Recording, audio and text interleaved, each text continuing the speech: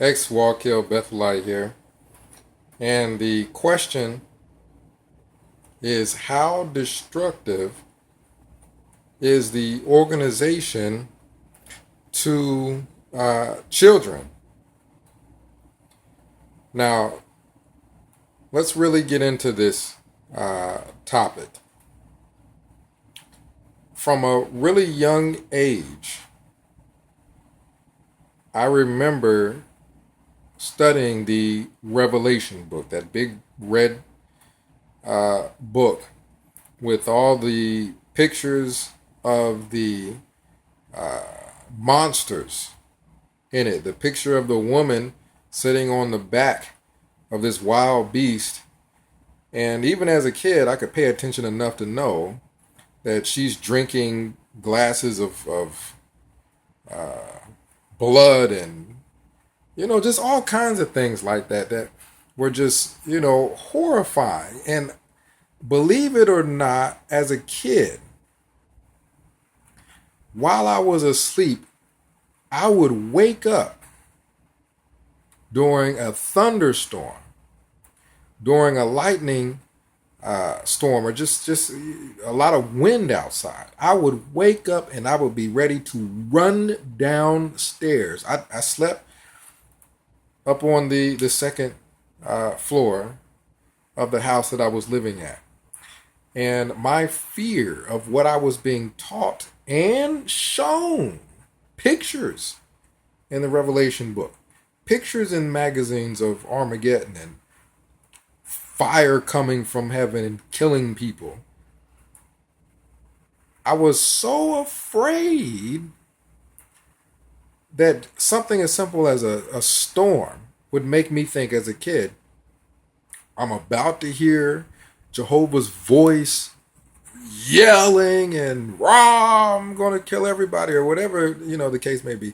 And I would run downstairs. Why was I running downstairs? Because even as a little kid, I had guilt inside about little things that I would do. And as a kid, you don't know that the little things that you do that you're not supposed to do, as far as not cleaning your room and all things of that, minor sort. You don't know that they're minor when you're a kid. You know that you got spanked for it, so it had to be bad. And I recall doing all those bad things. So I'm running downstairs thinking I may not make it.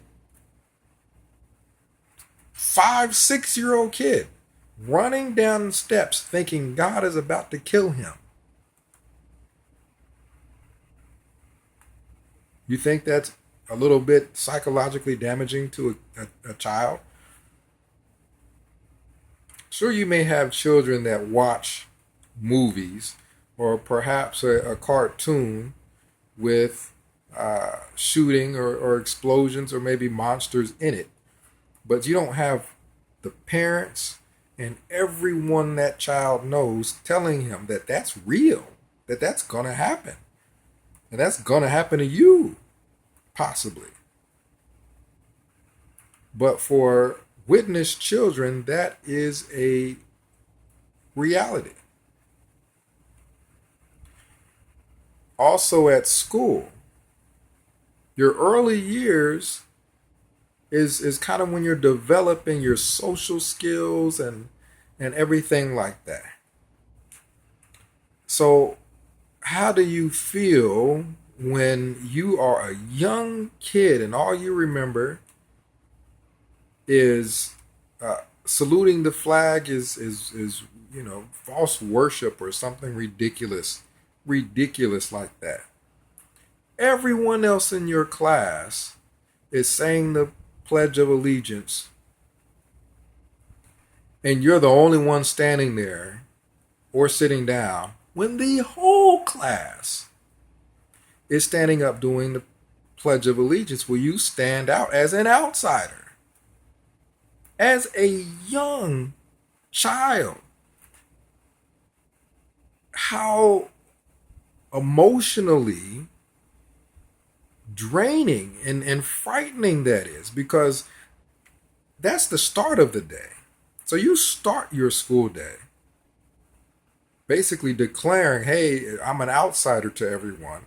pick on me, knowing that you're going to have to go out for recess, and who's going to play with, the kid out there that just standing out as different from everyone else.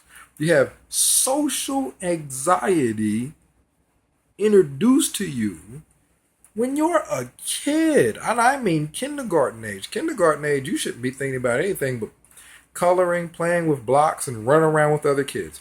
You shouldn't be thinking about standing out as different and as an example in front of the whole classroom, not saying the Pledge of Allegiance, not singing the Christmas songs, not singing any of the other songs with regards to birthdays or anything like that. You have to go to another room. All the kids know, well, that's an odd kid there that's got to go to another room every time we do something.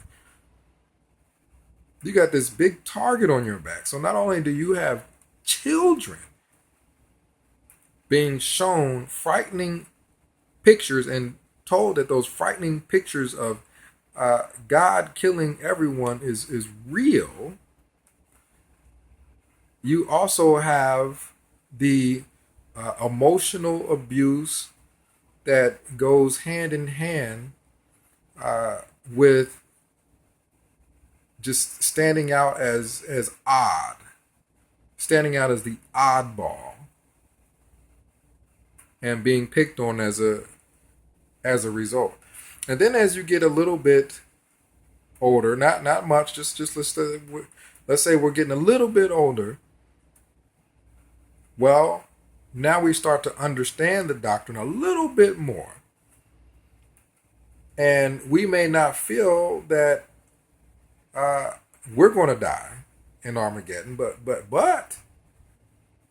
as a young kid that's starting to understand the doctrine a little bit more, you feel like everyone you see is going to die. Like everyone you see isn't a witness unless you have some witnesses in your class. So as a kid, you're 9, 10 years old, and all these people around you that you see sitting down. I remember walking down the hallway as a kid going to class, and oftentimes we be in line. We have to line up before we go into class. Well, I would just count how many people were ahead of me in that line and think that's how many dead people are going to be all around me if Armageddon hits while I'm in this classroom. That's how many dead people I'm going to see. That's normal for a 9, 10-year-old kid. And keep in mind, all these thoughts are being reinforced. You're not being told that no, that's wrong. You shouldn't think that way. No, those thoughts are being reinforced by the adults around you. So you're growing up with the concept of why get close to people when they're all going to die anyway, because they're not witnesses.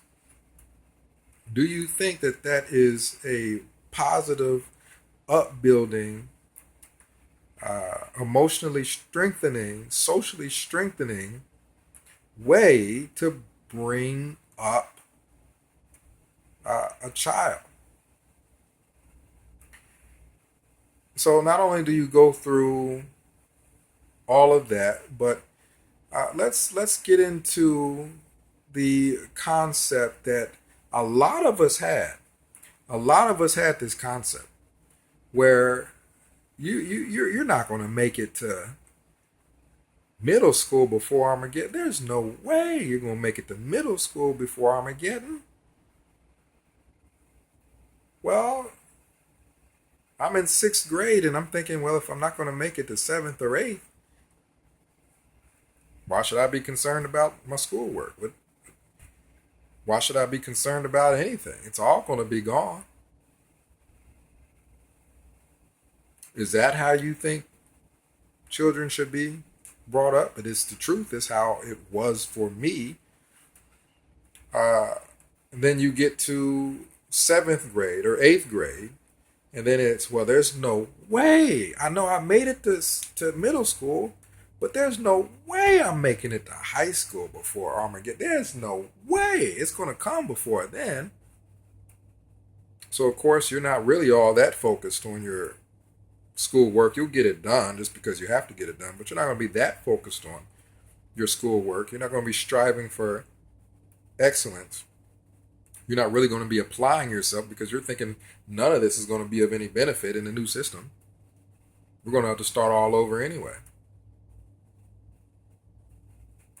Is that how you think? I mean, this is comment down below. Let me know what you think, because this is probably, and I don't know about Scientology, but as far as the doctrine, wouldn't that be the worst doctrine to raise children in that there is? You could even, we did this before in a previous video, make a top 5 doctrines, religions that you think is worse to raise your children in, and we'll see if you can even come up with 5. And I mean, honestly, don't even be biased. Try to come up with 5 religions that are worse to raise children in than the Jehovah's Witnesses, and see if you are even capable of doing it. So not only do you have me running down the steps thinking this might be the last time I get to see my mom and dad before I die in Armageddon, because, you know, as a kid, I'm thinking I've done stuff bad. I've stole my sister's toys. I've hidden my sister's toys. And Jehovah saw me do it. So you have that type of fear, and that fear never goes away. It's like every time there's a storm, you're thinking, oh my goodness, this could be it. We could all be gone. You know, unless you're raising kids in a war-torn country where there's bombs going off all the time and they could at any time fall on you, that type of stress is not normal for a little kid. So not only do you have that, and then you have the social awkwardness, the social oddness that, you know, you get when you're not participating in a lot of the things that all these other kids are doing, and you're sitting there while everyone else is having fun singing songs. You may not think that, you know, holidays are really Christian or really important, but it's definitely, I don't think, important enough to isolate someone and have them go to the gym room or go somewhere else for a lot of the activities that go on in the classroom with regard to coloring and art and things like that the kids could be learning from. But no, they have to go to another room instead of coloring and singing songs with their friends.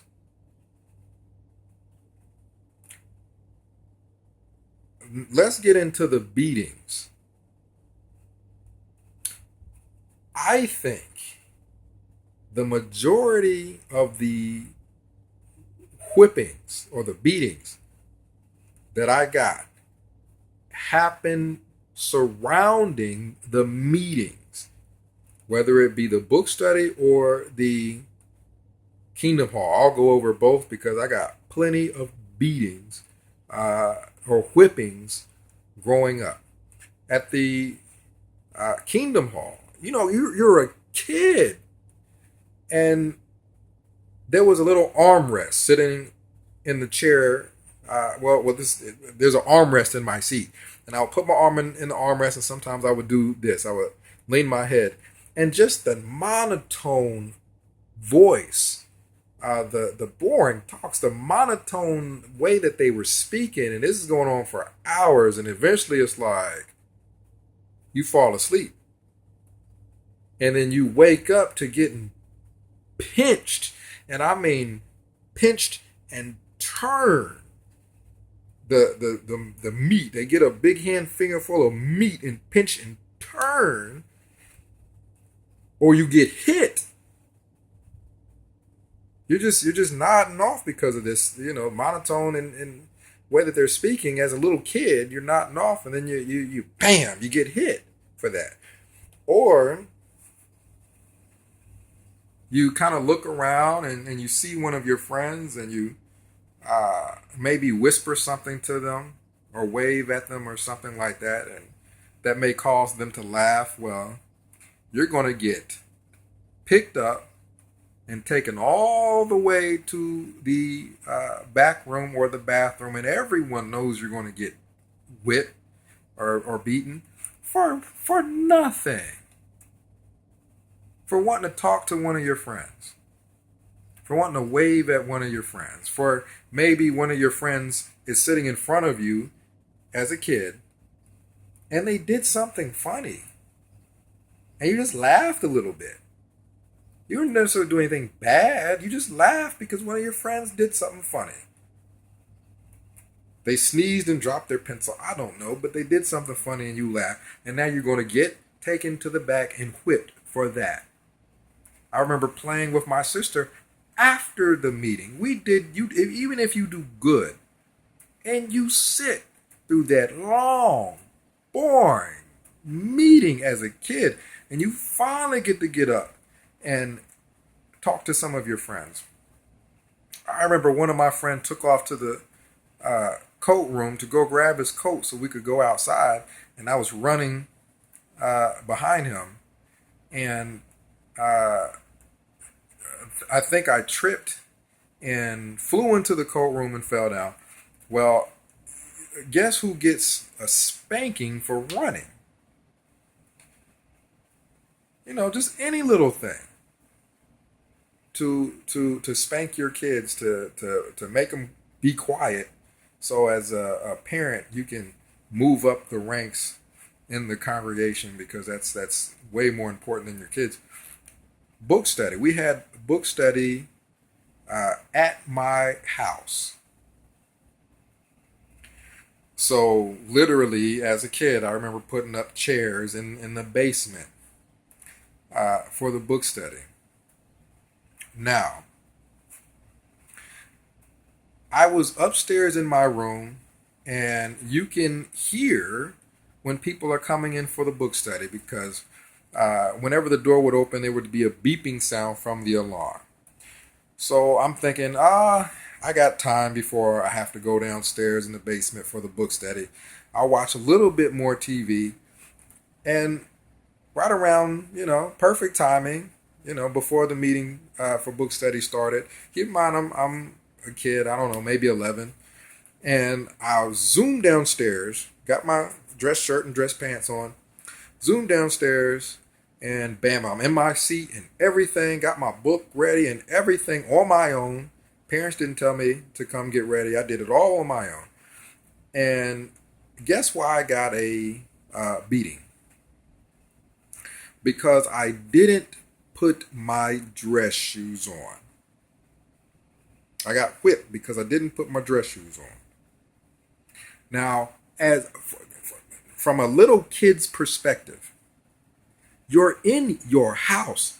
I went from upstairs in my room to downstairs in my basement. I didn't know I needed to put on shoes to walk inside the house. Do you think that needs to be addressed by a beating? How about just say, well, even though you're in the house, next time put on your shoes. But no, we got to show off in front of everybody and make sure any little thing that happens that gets dealt with with a beating. The other thing that would warrant, according to my parents, that would warrant a beating after the book study is if you did not give at least 2 comments. I remember getting in trouble. Didn't know I was going to get in trouble. I just sat and was quiet during the book study.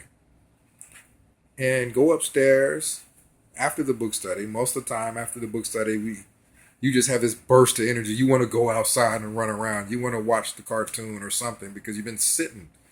So I go upstairs and have to sit in the dining room and talk to one of my parents, and they tell me that, from now on, the expectation is that you put your hand up at least twice for a comment. I'm thinking, oh man, and then here's the penalty. Otherwise, you're going to get a spanking. And it's like, for what? You're getting a beating because you didn't raise your hand to repeat something in the book study. So you get the beatings, you get, and I don't know. You comment down below and let me know if you got whippings, because I used to get whippings in the Kingdom Hall for anything. I got a whipping. Let me tell you, during the Watchtower study. Keep in mind, I'm a kid. I don't know, 11, 12. I think it was younger than that. During the book study or the Watchtower study, my stepdad, keep in mind, I was raised, in the home with my stepdad. My biological father wasn't a witness. It was my stepdad. He gets up and goes to the back. I don't know, maybe to the bathroom, go get some water, what have you. I'm sitting being quiet and still during the Watchtower. He comes back to his seat, sits down. I'm sitting up straight and everything. And he whispers in my ear, "What paragraph are we on?" I have no clue what paragraph we were on. We were probably around paragraph 16 or 17, somewhere around there. And by then, as a kid, your mind has wandered to, I don't know, every cartoon or anything other than that. Otherwise, you're going to be asleep. My mind had been wandering. I had no clue what paragraph we were on. You're going to get a whooping after the meeting. Good grief. Didn't do anything. He gets up, comes back. What paragraph are you on? I don't know. Well, you getting a whooping after the meeting. I didn't even say I don't know disrespectfully. I was like, I think we're on, I took a wild guess. I had my life in my hands. I took a wild guess and I was wrong. And it's, well, you're going to get a whooping after me. I don't know how many times we're in the car riding back from the meeting, and I know when I get back, I'm getting the beating. How many times? Over nothing. Not the best way to raise children. You have so many people that didn't go to the prom, never got to experience the prom, never got to experience normal things. And how many people got their dreams crushed?